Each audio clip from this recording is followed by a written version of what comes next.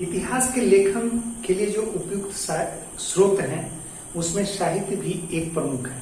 अगर हम साहित्यों की बात करें तो साहित्य को हम धार्मिक साहित्य, ऐतिहासिक साहित्य और यात्रा वृत्तांत, यानी जो जिस समय जो यात्री आए इस देश में या यहाँ के जो प्रमुख व्यक्ति थे जो यात्रा के दौरान उन्होंने जो देखा, जो लिखा और उसके हिसाब से जो सामाजिक आर्थिक स्थिति थी समाज की, देश की जो स्थिति थी, देश का जो विस्तार था जिसके बारे में वर्णन किया, वह भी एक ऐतिहासिक स्रोत के रूप में उभर करके आया। इसके अलावा जो ऐतिहासिक साहित्य जैसे कौटिल्य के जो अर्थशास्त्र है उसको हम ऐतिहासिक स्रोत के रूप में देख सकते हैं।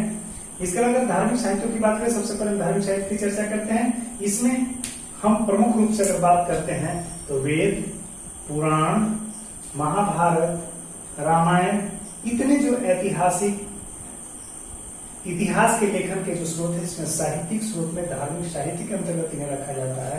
अगर देखा जाए तो वेद 4 हैं जिसमें ऋग्वेद प्रथम वेद है और इसका काल जो है 1500 ईस्वी पूर्व से लेकर के 1000 ईस्वी पूर्व तक पूछा जाता है कि ऋग्वेद का काल कब से कब तक का है, तो 1500 ईस्वी पूर्व से लेकर के 1000 ईस्वी पूर्व तक का काल है। इसमें सिर्फ देवताओं की स्तुतियां की गई है।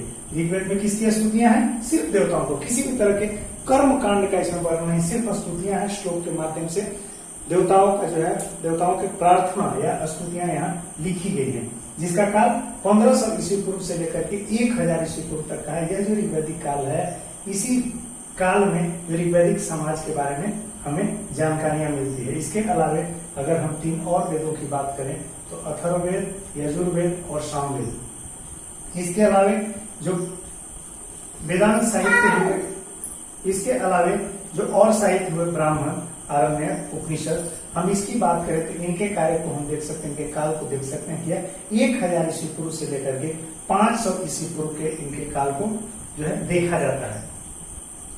जो ऋग्वेद था उसमें सिर्फ देवताओं की स्तुतियां थी, लेकिन समाज में परिणति आई, कुछ बदलाव आया और इस बदलाव को हम बाकी के 3 वेदों के काल के समय में देख सकते हैं। इसमें क्या क्या बदलाव आया? कर्मकांड जुड़ गया समाज में, जादू टोने जुड़ गए, संगीत जुड़ गए, आख्यान जुड़ गए। सामवेद संगीत के लिए जाना गया, यजुर्वेद विज्ञान के लिए यानी चिकित्सा के लिए और अथर्ववेद पूरी तरह से जादू टोना के लिए जो है यानी जादू टोना का वर्णन इसमें है। यजुर्वेद में चिकित्सा शास्त्र का वर्णन है, यह सीधा सवाल आपसे पूछता है। और सामवेद संगीत, स से साम, स से सामवेद, स से संगीत, यानी संगीत की उत्पत्ति सामवेद से हुई। यजुर्वेद से चिकित्सा शास्त्र जिसको मेडिसिन साइंस कहते हैं इसकी उत्पत्ति हुई। अथर्ववेद में जादू टोना, भूत प्रेत इत्यादि का वर्णन है, जिसका काल 1000 ईस्वी पूर्व से लेकर के 500 ईस्वी पूर्व तक का है। अब आपसे यहाँ पर 2 सवाल देखिए बन रहा है। एक ऋग्वेद का काल पूछा गया तो 1500 ईस्वी पूर्व से लेकर के 1000 ईस्वी पूर्व, जिसमें ऋग्वेद में यह भी पूछा जा सकता है ऋग्वेद में किसकी स्तुतियां हैं, तो सिर्फ देवताओं की स्तुतियां हैं, श्लोक रूप में है। इसके अलावे अगर बाद के 4 वेदों से क्या क्या की उत्पत्ति हुई तो आप देख सकते हैं सामवेद से संगीत, यजुर्वेद से चिकित्सा शास्त्र, अथर्ववेद से जादू टोना।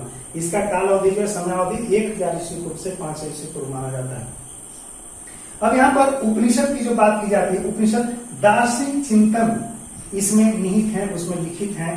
तो आपसे सवाल बन सकता है कि दार्शनिक चिंतन के लिए उपयुक्त साहित्य इनमें से कौन है, तो आप उपनिषद को लिखेंगे।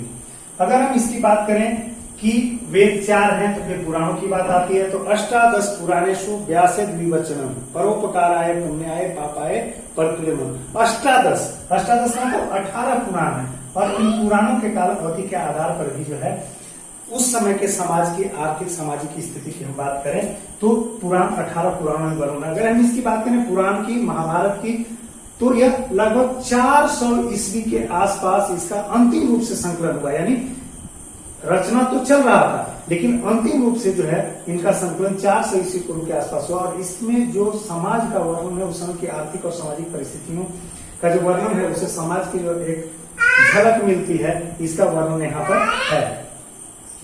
अगर हम देखें महाभारत की बात कर लें या पहले वेदांत की बात कर लेते हैं। जो वैदिक वेदांत क्या है? वेदों के जो वैदिक जो ओरिजिनल ग्रंथ हैं, यानी वेद से संबंधित वैदिक जो ओरिजिनल मूल ग्रंथ है उसको समझने के लिए जो 6 साहित्य लिखे गए उसी 6 साहित्य को हम लोग वेदांत के रूप में जानते हैं। पहला है शिक्षा 1 नंबर, 2 नंबर कल्प, 3 नंबर व्याकरण, 4 नंबर निरुक्त, 5 नंबर छंद और 6 नंबर जो 6 नंबर है वह ज्योतिष है। यही वेदांग है। आपसे पूछा जा सकता है वेदांग कितने हैं, तो वेदांग 6 है। अब जो शिक्षा है वह उच्चारण की विधि है। उसमें पूरे शिक्षा जो वेदांग में शिक्षा है वह उच्चारण की विधि को दिखाता है। कल्प का जो कल्प है उसमें कर्मकांड का वर्णन है। व्याकरण तो आप समझते हैं ग्रामर। निरुक्त भाषा विज्ञान, हो सकता है सुमेलित करने से दे देने में से कौन सत्य नहीं है, तो आप अगर 6 में से 4 को भी जानते रहेंगे। ज्योतिष आप जानते हैं केमिस्ट्री और छंद। तो इस तरह से शिक्षा उच्चारण विधि को, कल्प कर्मकांड को, व्याकरण ग्रामर, निरुक्त भाषा विज्ञान को, छंद और ज्योतिष की स्थिति है। यह गद्य रूप में लिखा गया और यह गद्य रूप में एक नियम के तहत लिखा गया है, संक्षिप्त रूप में लिखा गया है, इसीलिए इन्हें सूत्र कहते हैं। और यह सूत्र का सबसे बढ़िया उदाहरण है अष्टाध्यायी। अष्टाध्यायी एक पाणिनि द्वारा लिखा गया ग्रामर है, संस्कृत ग्रामर की सबसे अच्छी किताब है जो 400 ईस्वी पूर्व के आसपास लिखी गई। इसमें समाज की अर्थव्यवस्था, समाज अर्थव्यवस्था और संस्कृति की स्पष्ट झलक मिलती है। आपसे सवाल बनेगा कि अष्टाध्यायी को किसने लिखा, तो पाणिनि ने लिखा। कब लिखा, 400 ईस्वी पूर्व के आसपास लिखा। और इसे यह सूत्र का, यह किस तरह के साहित्य का, वेदांत में जो सूत्र के रूप में लिखे गए हैं, यह सूत्र का सबसे सुंदर उदाहरण है। अगर हम महाभारत की बात करते हैं तो महाभारत की रचना जो है 10वीं शताब्दी ईसा पूर्व से लेकर के 400 ईस्वी तक के काल तक इसकी रचना चली और इसमें कई चेंज आए। पहला जब 8800 श्लोकों से शुरू हुआ तो इसी महाभारत का जो पूर्वार्ध का हिस्सा था, जो पहले का हिस्सा हुआ, वह 8800 श्लोकों के साथ इसको जय कहा गया। जब इसमें श्लोक 24,000 हो गए, यानी 3 गुना लगभग बढ़ गया, तो इसे भारत कहा गया।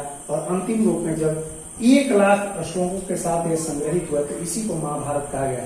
महाभारत में आपने देखा होगा कि महाभारत में मूल कथा कौरव और पांडवों के युद्ध का है। यह उत्तर वैदिक काल के, यानी वैदिक काल के बाद की स्थिति का है, जिसमें 1000 से 500 ईस्वी पूर्व के आसपास की स्थिति का वर्णन मिलता है, जिसमें कौरव और पांडवों के युद्ध का जो मूल कथा उसी के आसपास का है, कौरव पांडवों के युद्ध का। इसके अलावा कई उपकथाएं हैं, है ना। इसके अलावा उसमें कई तरह के वर्णन है जो वेदोत्तर काल के हैं। इसके अलावा कृष्ण और अर्जुन के बीच के उपदेश की स्थिति को आपने देखा होगा। यह मौर्योत्तर काल और गुप्त काल की स्थिति को दर्शाता है। इतने कालखंडों का यह जो है समागम है महाभारत। यानी कि जो साहित्य है, खास करके धार्मिक साहित्य, उसके मार्फत से हमने इतिहास के स्रोत, जो कि इतिहास लेखन में महत्वपूर्ण रूप से उपयुक्त होंगे, हम उसकी चर्चा कर रहे हैं। अगला रामायण की स्थिति है। रामायण जो है ईसा पूर्व 5वीं शताब्दी में, ईसा पूर्व 5वीं शताब्दी में रामायण लिखना शुरू हुआ और लगभग ईसा की 12वीं शताब्दी तक चला। यानी इतना लंबा रामायण, यानी वाल्मीकि के रामायण से शुरू होकर के उत्तर रामायण तक की बात होती है। अगर हम देखें वाल्मीकि के रामायण में तो पहले 600 श्लोक था, फिर यह दुगना होकर के 1200 हो गया और 2400 श्लोक। इसके बाद जो है 24,000 श्लोकों का संग्रह यहाँ पर है। इस तरह से रामायण के काल में जो धार्मिक ग्रंथ है रामायण, उसमें भी जो वर्णन है उससे भी उस समय के समाज की आर्थिक और सामाजिक स्थिति का वर्णन मिलता है। इस तरह से हमने देखा कि धार्मिक साहित्य के अंतर्गत वेद, पुराण, महाभारत, रामायण के में जो वर्णन है उसके आधार पर हम समाज की कल्पना कर सकते हैं कि उस समय का समाज कैसा था, और यही इतिहास के लेखन का स्रोत बना। अगर हम वैदिक काल के बाद की बात करें तो वैदिक काल के बाद जो कर्मकांड साहित्य की भरमार रही और उसमें जो 3 प्रमुख कर्मकांड साहित्य थे, एक श्रौत सूत्र, दूसरा गृह सूत्र और तीसरा शुल्व सूत्र। अब तीनों की अलग अलग खासियत है। उसमें जो सवाल बनता है, श्रौत सूत्र में जो श्रौत सूत्र था उसमें वर्णन था कि राजा, ब्राह्मण, क्षत्रिय और वैश्य 3 उच्च वर्ण की जातियां थी और जो राजा था वह सार्वजनिक यज्ञ में जो अनुष्ठान की विधियां थी वही अनुष्ठान कर सकता था। उसकी जो विधियां थी उसका वर्णन श्रौत सूत्र में था। यह बहुत इंपॉर्टेंट नहीं है, लेकिन गृह सूत्र आपके लिए इंपॉर्टेंट है, क्योंकि जब आप बच्चे का बर्थडे मनाते हैं, उसका नामकरण संस्कार करते हैं, विवाह और साल जैसे कर्मों का वर्णन जो यही गृह सूत्र में है, तो आपसे यह सवाल पूछा जा सकता है, इंपॉर्टेंट है। तीसरा जो है शुल्व सूत्र है। यज्ञ वेदी के निर्माण, जो यज्ञ में वेदियां बनती थी, उस वेदी के निर्माण का माप के अनुसार इसमें वर्णन है। और अब आप समझिए कि जब माप मेजरमेंट की बात हो रही है तो स्पष्ट है कि नाप जोख की बात जैसे ही हो रही है तो गणित और जो ज्यामिति है, एक आकार होगा, वेदी का क्या होगा, एक आकार होता है, तो ज्यामिति का विकास होगा और नाप जो मेजरमेंट हो रहा है उसके हिसाब से गणित का विकास होगा। तो भारत में सूर्य शुक्र के माध्यम से ही गणित के विकास का जो है शुरुआत हुआ। इसके अलावा अगर हम बात करें तो बौद्ध साहित्यों की बात करें, जैन साहित्यों की बात करें, तो बौद्ध साहित्यों की रचना जो है पाली भाषा में हुई थी और अंतिम रूप से जो बौद्ध साहित्य संकलित हुए थे श्रीलंका में हुए थे 400 AD के आसपास अंतिम रूप से। शुरुआत तो बहुत पहले से हो गई। बुद्ध के जो पूर्व जन्मों की कथाएं हैं वह जातक कथाओं के ऊपर वर्णित है।